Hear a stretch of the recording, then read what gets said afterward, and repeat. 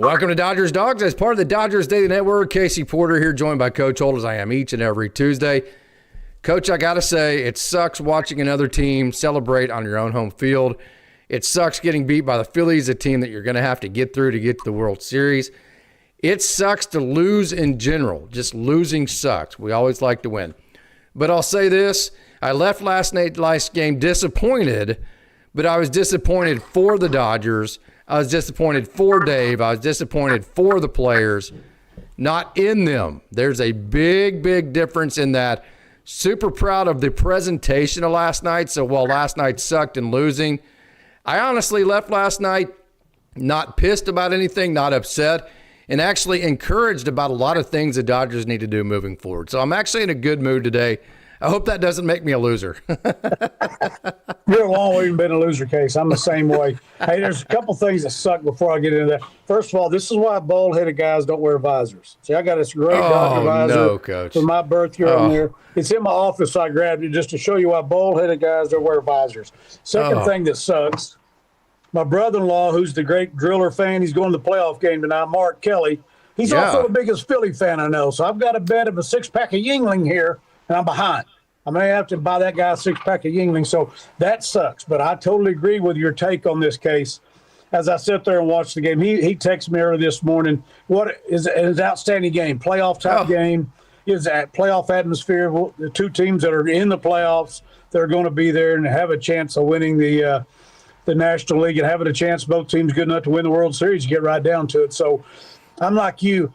We're both baseball purist, Case. I mean, first of all, Dodger fans, but that was an outstanding ball game. The stars shined. You know, their big dogs hit home runs and did great things. I think our big, Mookie is I love what I'm seeing of Mookie he's our guy. He's back to being Mookie as we've seen him before. That's great for the Dodgers moving forward.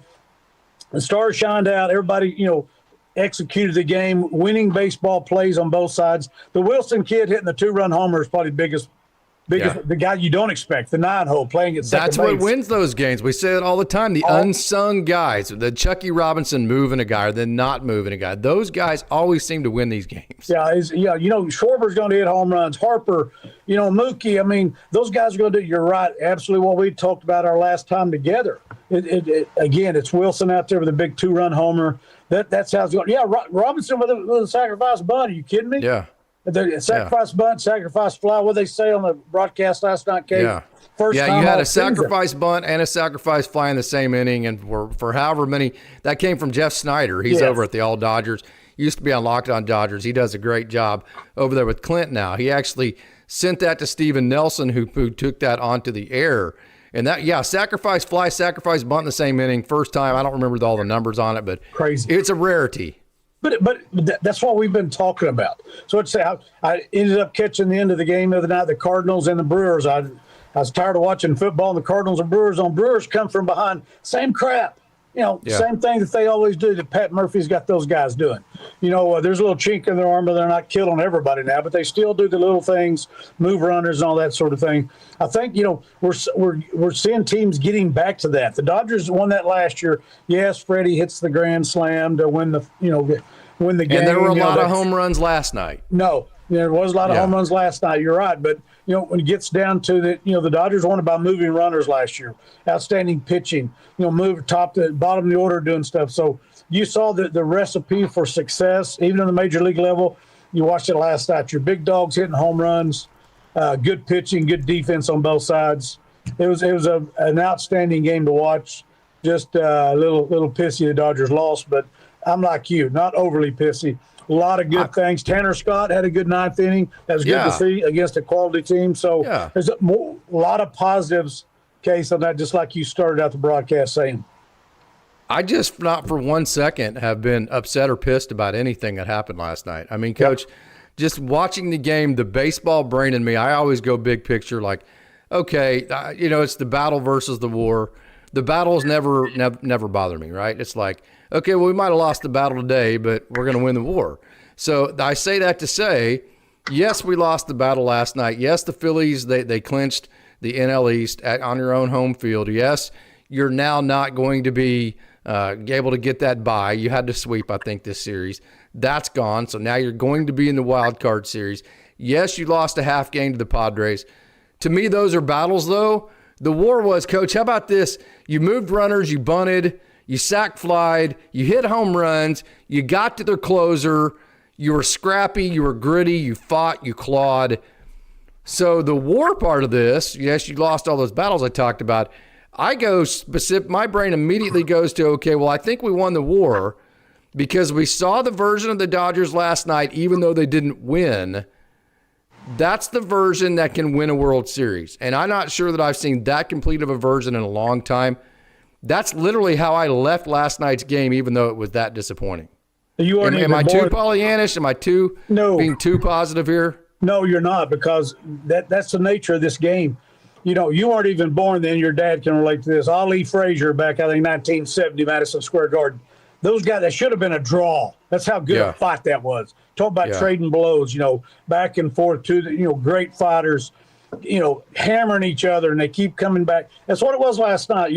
Two baseball heavyweights throwing punches, not literally like Ali and Frazier, but you know what I'm saying in the baseball sense, throwing haymakers at each other. And the other one coming back. You got arguably the best closer in baseball comes in, and Pages takes him yard. And, it's unbelievable. The Dodgers, the Phillies, the way they kept coming back. I even thought, Case, up to the last day, we got the bases loaded. I'm thinking, we're going to win it.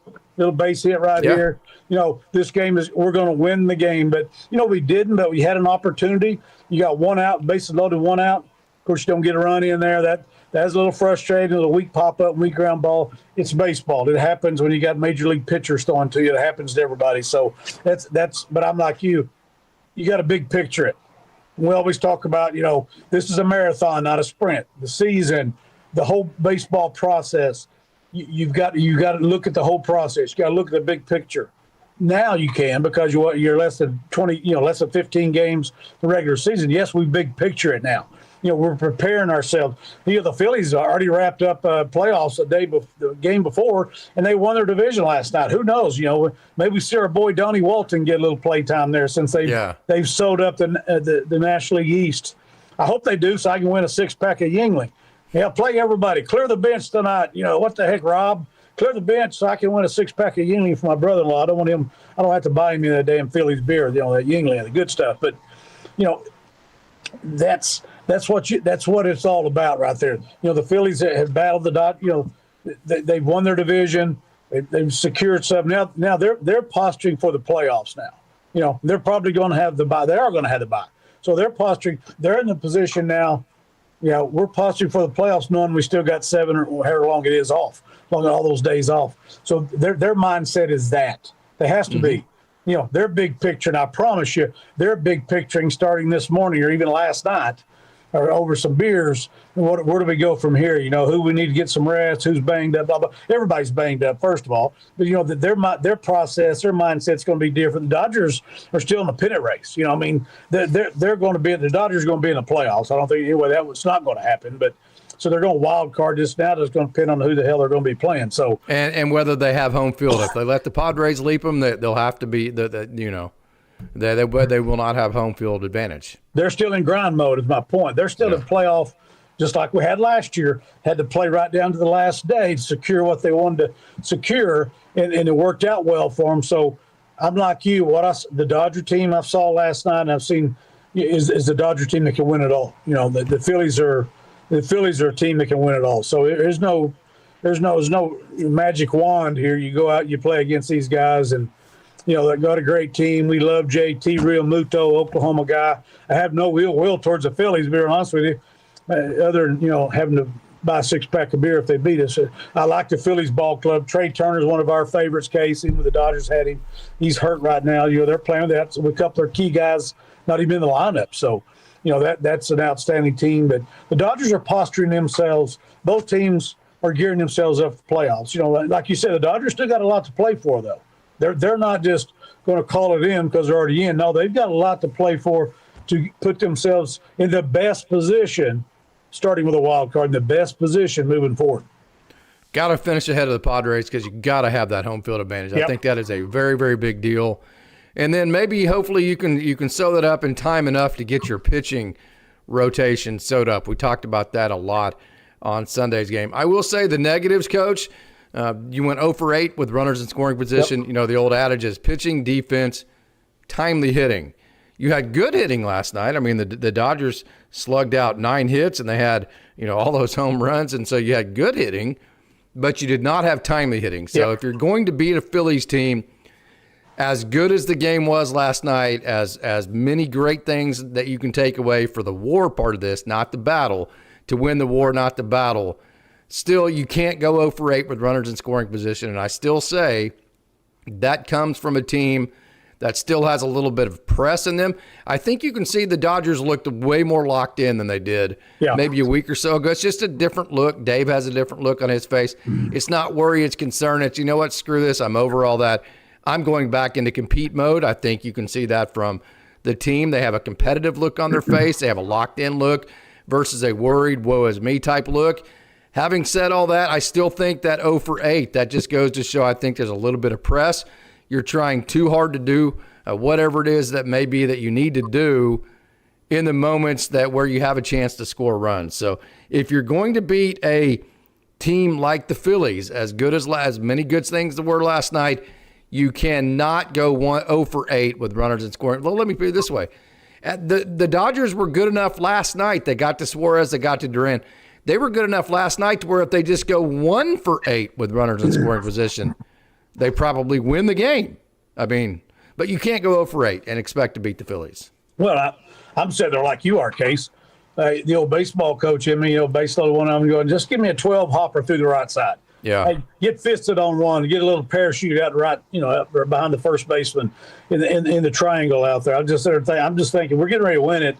It doesn't have to be a line drive. Of course, at that point, I'd even taken a fly ball to tie it first of all, but I really wanted to just win it right there. So, 0 for 8 with runners in scoring position is huge, and it's been a recurring problem for the Dodgers here in the second half of the season. The Dodgers have been the worst team hitting the ball with runners on base since like about mid-August in all of Major League Baseball. I can't remember the exact timeline. Yeah, and before that, we were the number 1 team in runners in scoring. Right. So that's real easy to see where the struggles have come from. Here's the part we don't need. We can't take for granted. You saw a team last night, other than the runners in scoring position, which was a negative. Everything else you see is a positive, getting to these world-class pitchers they got to and making, winning baseball plays. The Dodgers are a team, including their manager, that have been there before. You know what I'm saying? This is not anything new to them as far as they're having to battle right down to the end. They had to battle in the playoffs. They had, but the good thing is this isn't their first time. So that's we can relax, and it's not Dave Roberts' first time. Mark Pryor, these guys, it's not their first time of handling these situations and seeing what didn't work before, what did work, whatever it is. In the ball club, these guys, they've been through the wars now. You see Mookie coming. Freddie's been Freddie. Ohtani's is the freak of nature that we love. He's that guy.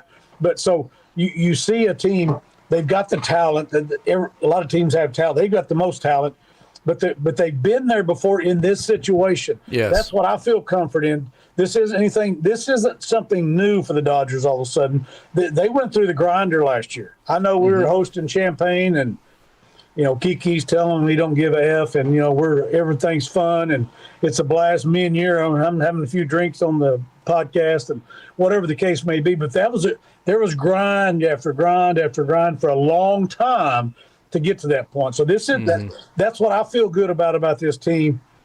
They're not going to be shocked, surprised, intimidated, whatever word you want to use, by any situation that arises from this point moving forward. And they haven't yes, there's been a lot of things that we've talked about, everybody, all the Dodgers dogs on the podcast, our Dodger dogs, our great Dodger dogs that tune in.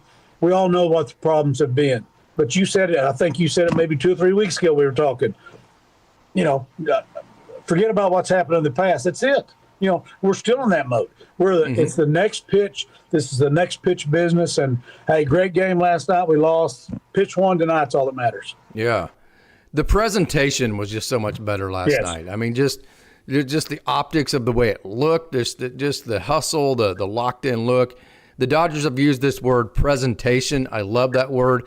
So I just thought the presentation was really good last night, even though, you lost. I will say this, though. We mentioned the 0 for 8. You can't do that and beat the Phillies. I'll say another thing. I love my man, Blake Treinen. He is in the Dodgers Daily Hall of Fame for what he did last year. And then also, by the way, the time that he gave me. Hey, we talked for maybe 10 minutes after we did our interview in the dugout just about different things. He loved his time at South Dakota State. I'm talking about Blake Treinen. Right. He talked about you and all that kind of stuff, Coach, in terms of the podcast and all that. It was just a really cool experience. So, yeah, there you go. How about that? So Blake Treinen is in the Dodgers Daily Hall of Fame, both as a player and as a human being. He's just absolutely awesome. I say all that to say he cannot be used in a scenario in extra innings with a placed runner. And that's because he just does not pay attention to runners. And like last night, even if he goes and gets a big out and strands that runner at second base, it doesn't matter, especially with a runner like Harrison Bader, because they're just going to steal third and you're going to give that run right back. So I think there is a situation here to where the Dodgers have to think, I've got to use Blake. If there's a chance at extra innings, game stat, I got to use Blake Treinen sooner rather than later, because he is an automatic run in extra innings, because whether they get a hit, whether they move the run, they don't have to wait to give up an out to move the runner, right? Because they're going to steal third and it's not even going to be close off of him. So I think he cannot pitch in extra innings. Yeah, and still in second and third without even a throw, had no shot. That killed the game. Had no shot. It took a great game, and it just made it go, God, guys, we're going to give away the game like that? Yeah, 180 feet. You got two guys getting 90. Yeah. You just give up 180 feet without a throw because you had no chance. It's like what you said. I love Blake Treinen. He'll forever be in our favorite Hall of Fame, the Dodger Dogs, and that's never going to change. But yes, that's just a situation that came up, and it's still in second and third, and you're like, oh wow, that was easy. And you don't hear that much, and without even having a shot at it. So, and the Phillies knew what they were doing. I mean, they didn't mess around with it. They did it early in the count. They know that. They know. Everybody knows. Everybody knows who holds runners on, who doesn't. So, good move by them. Just too easy. I mean, Coach. It's demoralizing. The demoralizing part of last night, as positive as I came away from that game, the demoralizing part of that was for me. You mean we got a home? Andy Pah hits a home run off of Johan Duran. Mookie Betts has an incredible game. Emmett Sheehan throws 5.2, incredible innings. We continue to fight back. We have this incredible back and forth game with two heavyweights. And we're going to lose because of a little league situation to where our pitcher can't hold a runner and doesn't even. I mean, I got to admit that one did strike me. Like I'm still a little bit, my ass is chapped to the point where I'm like, hey, we can't do that again, guys. I mean, that can't happen, right? No, I agree with you. Sitting there watching the game, you're just like, I know, I'm same as you. I was just like, well, hell, that was easy. Now we're in trouble. No double play in order. I mean, blah blah blah, and it just.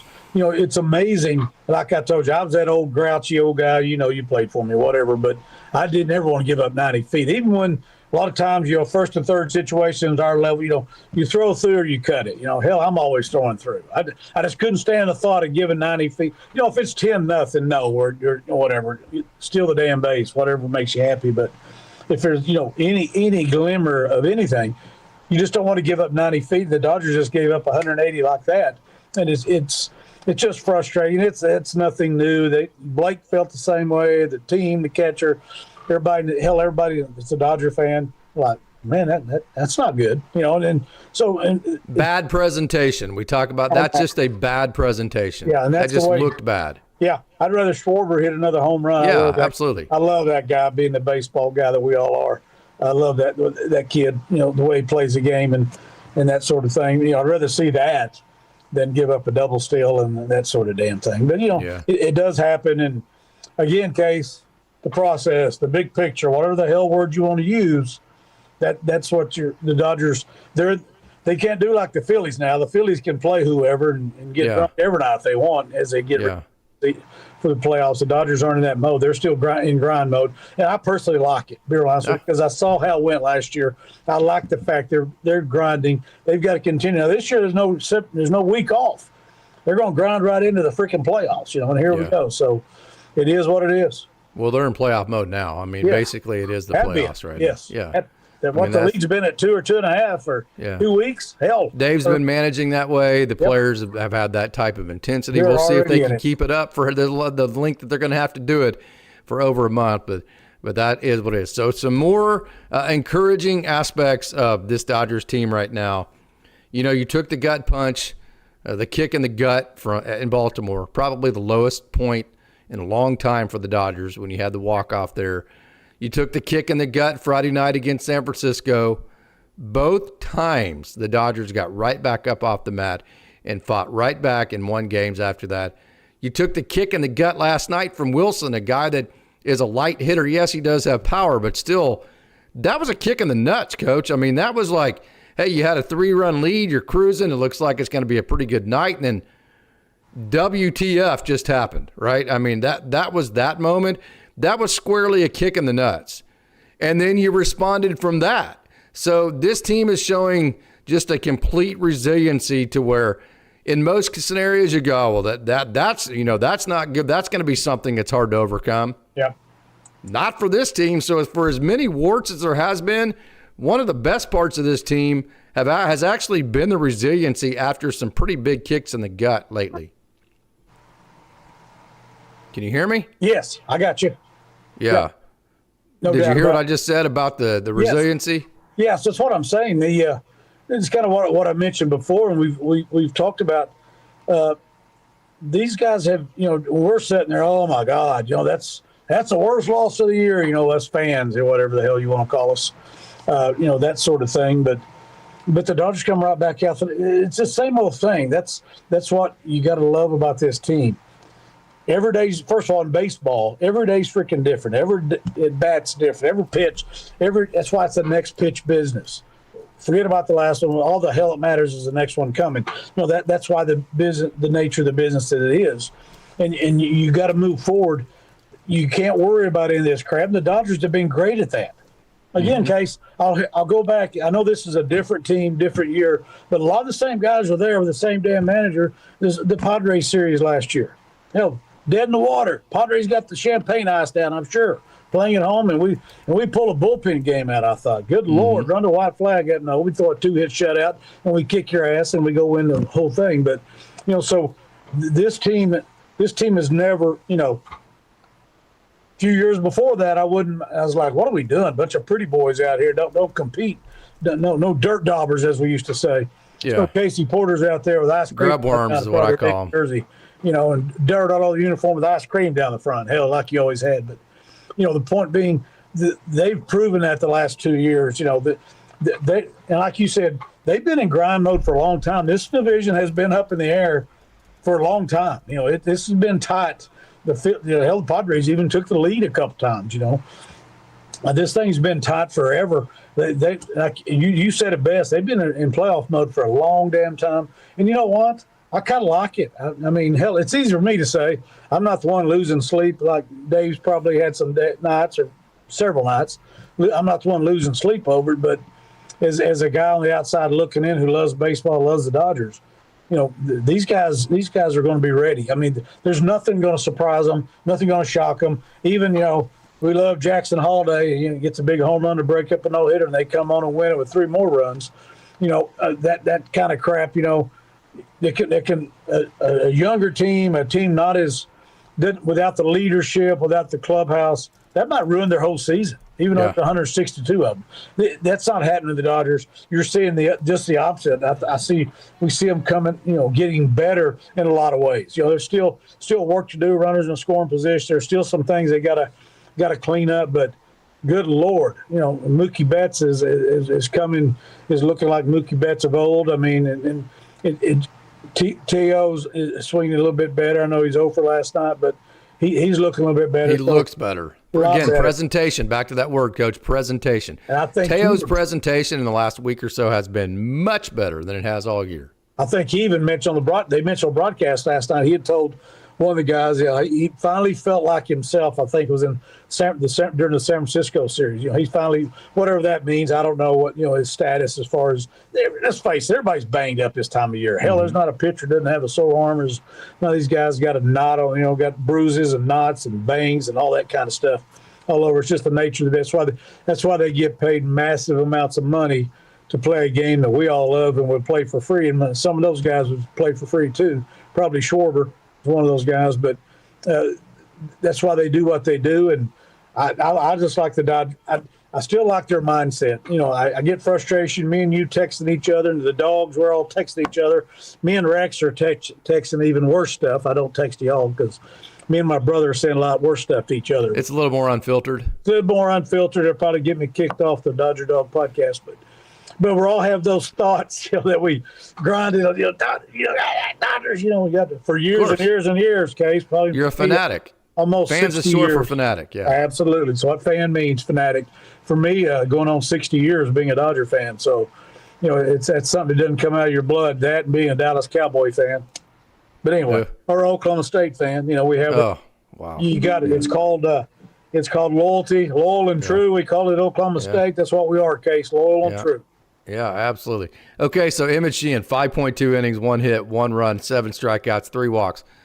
Absolutely masterful. It was, it wasn't a start. I will get into him not starting, Bonda starting instead. But let's consider to start another great bulk inning performance, let's put it to you that way, that the Dodgers wasted. I mean, that's too bad. So that's bad. That really sucks in and of itself there. But I'll say this about Sheehan. We always knew, hey, that 4-seam actually acts like a 2-seam because it turns right, and it turns right a lot. So it has 2-seam right turn movement to it, and it has great ride to it. So it rides, and it's called ride and run. Usually that's a 2-seam. It's a 2-seam profile. That's an awesome pitch. We've always known that. We've always known his changeup is awesome off of that. It's been the slider that's been the difference for him. And I'll say this about Emmett Sheehan. This guy can beat even the best hitters in the world, like Bryce Harper, all these guys, with his pitches in the zone. Coach, he doesn't have to go strike the ball, meaning he doesn't have to make it look like a strike, tumble it out of the zone, and get Bryce Harper to swing and on a swing and miss because he chased a pitch out of the zone.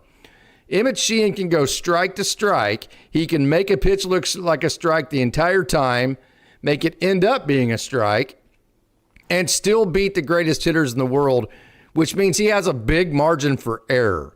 That's why I think Emmett Sheehan has been so plug and play. He was huge last night, and I'll say this: the starting the Anthony Bonda thing, I think there was a part of that maybe was overthinking it.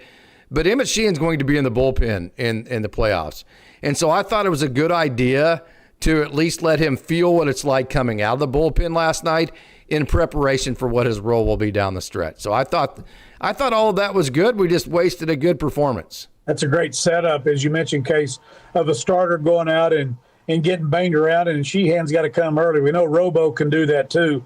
The guys that give you, he's had that role of going some extended innings, some giving you some length out of the pen. What a great performance there. That's a sad part. We're looking at Yamamoto. He may have an opportunity. He may be the ERA champion, right? National League.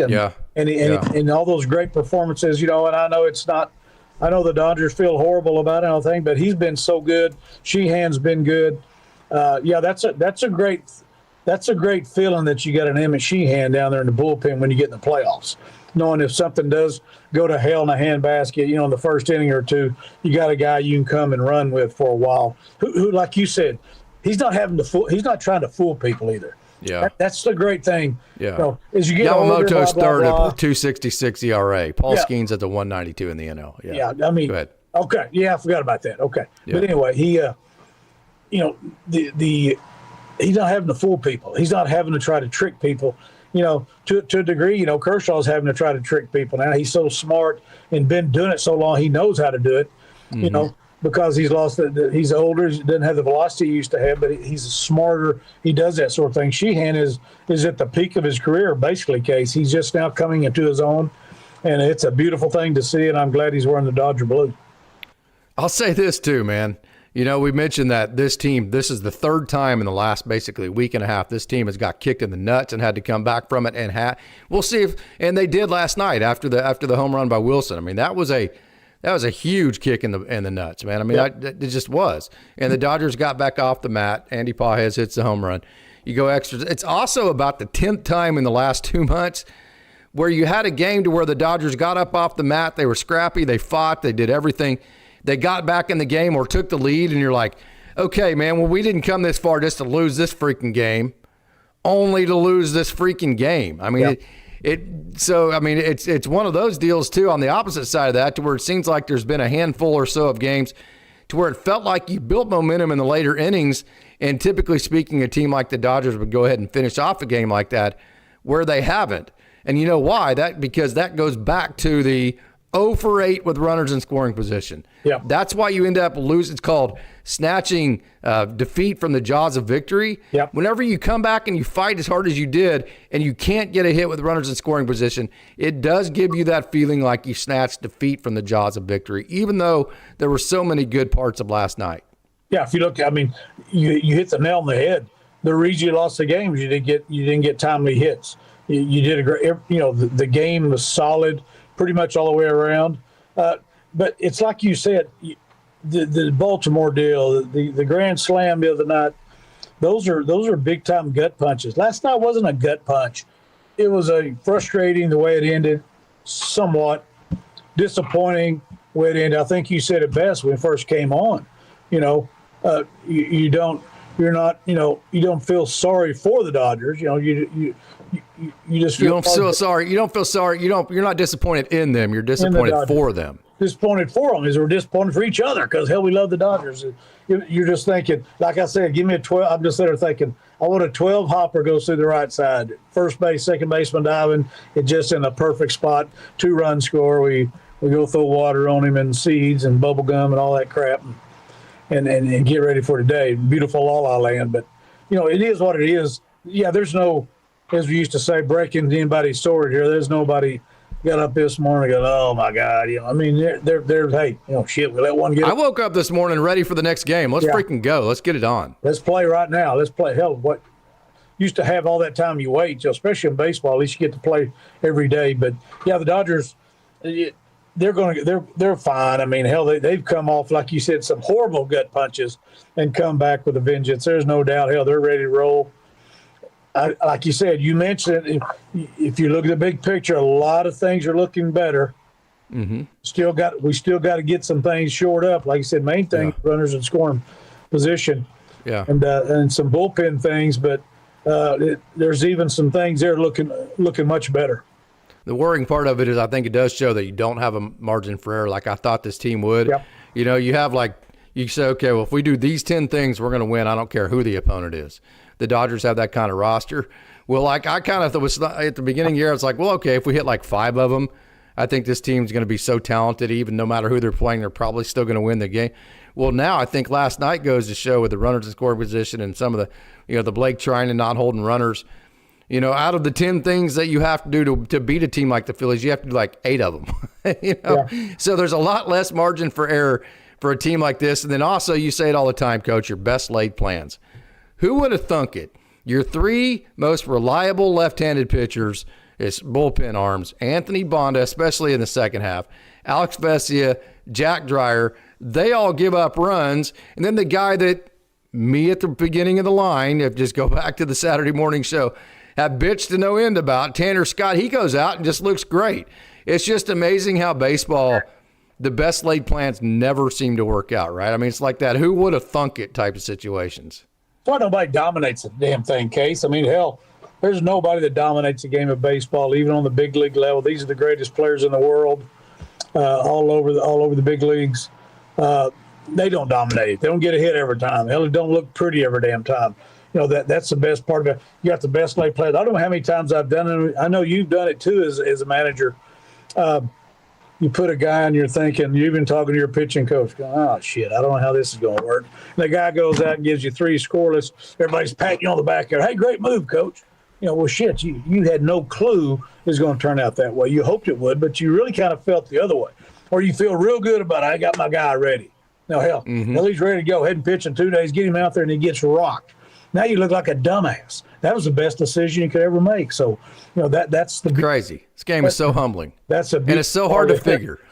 That's why you always talk about, hey, he's a cocky baseball player. I said, that's okay. He'll get knocked off his high horse. Oh, no doubt. Everybody does. I don't give a damn how cocky he is. There's 2 types of baseball players, Coach. You know who they are? those who have been humbled or those who are getting ready to be humbled. Yes. Those are the only two types of baseball players. And it's out there for everybody. Well, you pitchers, I mean, Duran's out there. I mean, he's just going to blow everybody away. And all of a sudden, Paez goes, hello. You know, I mean, that's what happens. I mean, hey, Coach, Paez has that. I mean this with all sincerity, with like the biggest compliment I can give him. He has a clueless factor to him, which leads also to like bad base running. Like he has a certain clueless factor to him that just doesn't even allow him to even know who's pitching, the situation. Right? It's like not literally, but it's almost like he's almost like dumb enough to the whole environment to where just one thing's the same as the next, and he doesn't know pressure. He doesn't know situations like that, right? I mean, it's like sometimes you're young enough to where you're just stupid enough not to know that you shouldn't actually be doing these things. Yeah, stupid in the baseball sense, not correct. Probably a 4-point. I hope I said that right. No, you did, dude. Okay. And he's probably a 4-point student, and we've all had those those great students who are, you know, you're just like, oh my God, how's this guy? But that's probably why we're seeing this version of Andy Paez. You know, he was heading down the road and get that guy the hell out of here, send him back to Oklahoma City, blah, blah, blah. And now that's probably why he's made the jump. He didn't give a shit. You know, hey, I don't care who's throwing today. He's oblivious. Yes, that's what I'm saying. And in this game, that's a great trait to have. Better than the other guys who ground don't ever pitch. You know, I've had pitchers like that with great stuff. They throw one ball, the umpire calls it, you know, they think it's a strike, umpire calls it a ball, they're done. Hell, you got to get them out. They can't, the mentality of it, they couldn't handle the mental part of it. You know, as an umpire, what I do in that moment, because I'm a coach, and so I know what's going on there. Right. If you know what I do is I just hose their ass. I embarrass them. I'm like, hey, you need to worry about pitching and let me umpire, and I do that on purpose just to get them over that pout mode. Does that make sense? Whether that's my role or not, I do it anyway. So I don't care. Now they get pissed at you. So okay, we've kind of done that as coaches. I remember I used to always tell guys, "Hey, mate, prove me wrong." Yeah, absolutely. Guys on the bench who were unhappy they weren't getting to play much, and you had the conversations, tough conversation. Terry Francona did that to Derek Lowe. He got Derek Lowe so mad at him, he forgot to even be nervous about the environment around him in the World Series. Yeah, I'll work. His whole goal is just to prove him wrong. I'll work, help prove me wrong. And I've had a lot of kids do that. Kid one year, great. We only had 18 uniforms. Yeah. I gave out 18. I had an old uniform and gave this kid, he ended up starting for us every day. This is after you graduated. This is in the early ended up starting for us every day. And the time the year rolled around, he's one of our better players. That's what I did. I went up and hugged him when the season was over, and I said, being wrong never felt so good, man. But no doubt. But that's a credit to him. I didn't take it personally like, hey, hold your dumbass, even though you probably were. I didn't take it personally. That's a credit to him. You know. So when we say, hey, Tanner Scott, get your shit together, I don't think you should be pitching high leverage innings. Right. Okay, that's my opinion. Now it's up to Tanner Scott to do what, Coach? Prove me wrong. Prove me wrong. Shove it where the sun don't show where the sun don't shine. Prove me wrong. And that's what you want as a manager. Hey, because you're sitting there going, you know, and I go up. I did. I went up and hugged this kid. I'm not going to say his name, but I promise you, I remember that. That was such a credit to him, and he's an outstanding adult. Now I see him periodically, and that's why. That was his makeup. His parents didn't pout to me. He didn't pout to me. Get better. That was their message. Yeah, Get better. Somebody got hurt. He got in the lineup. He started doing well. Well, hell, he's not ever coming out. You know, the guy. You know what my dad's message was every time? Hell, you saw that firsthand. Hell yeah.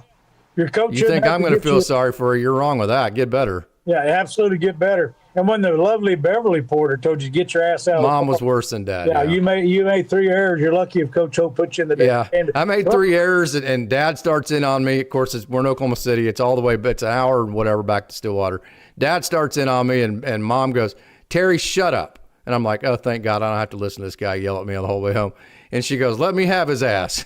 And I mean, my mom wore my ass out, and the last thing that she said was, if Coach Holt doesn't play you tomorrow, I do not blame his ass. Don't come whining to me. That was the last word my mom said after ripping my ass for about an hour, right? But your dad knew what I knew. You're my starting third baseman.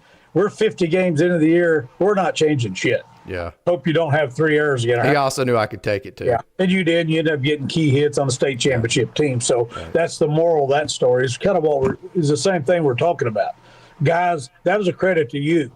it would. Hell, I'm not. That's my point with Tanner Scott. If you don't like what I'm saying about it, do what you did last night. Prove me wrong. Yeah, if you didn't like Terry and Beverly, Tail, if you don't like the fact that I didn't like your vibes a month ago, I didn't think you were locked in, and I'm making that statement. And if you don't like that, then prove my ass wrong. Don't whine about it, right? Absolutely. And you proved Terry and Beverly wrong. Hell, I played you, and you end up getting key hits in a state title game. So that's again, it goes back to what I've been said. That's a credit to you. That's why you're the person you are. Yeah, all these right. Hundreds of kids that me and you have both coached, you see them as adults. It makes you proud like a father. You see kids doing stuff, and it breaks your heart when you see bad stuff happen to them for whatever reason. It's like a parent when you take these guys on, and even on the big league level, you see these guys. It's a credit to them for Tanner Scott to go out there last night in a high leverage situation. And not pee down his leg. So how about Mookie Betts continue to fight and turn into the Mookie Betts he's been after people have just me included at the front of the line? Hey, you shouldn't be playing shortstop. Blah blah blah blah blah. Yep. Instead of pouting, it's okay. Well, I'm going to prove your ass wrong. Damn it.